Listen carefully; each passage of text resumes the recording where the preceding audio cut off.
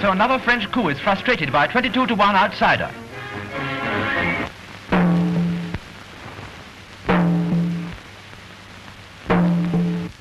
Menelik's drum beats.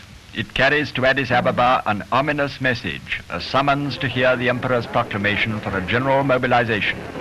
Then the warriors with their rifles and their swords, their swinging robes and their fiery enthusiasm rush to the steps of the old palace, Menelik's palace, to acclaim their emperor. A vivid scene of warlike fervor. Even as the crowd demonstrated, came the news of the attack on Addis. The emperor waited the hush of chiefs and warriors. Then he said with dignity that he would fight to the last drop of his blood. And the furore broke out afresh.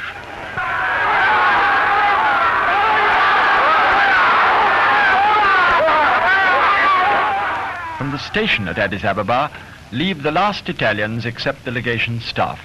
They pass out unmolested, even though Italian troops have already crossed into Abyssinian territory. On the same train travels a famous British correspondent, Sir Percival Phillips.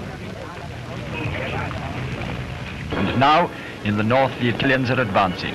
Bearing down on Addis come the tanks in all the menace of modern mechanized war. In the vanguard ride the native askari, skilled black horsemen who know the hill country almost as well as the Abyssinians do. Italian soldiers, who form the fighting strength of Mussolini's army, march up the line with their own brand of Tipperary on their lips.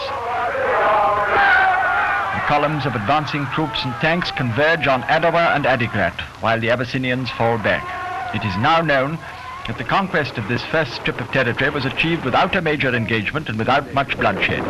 It may be a different tale presently. There are British sailors and marines on parade in Alexandria.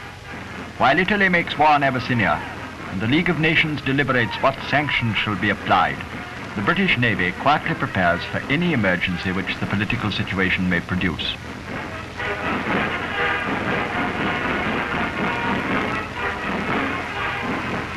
The Mediterranean fleet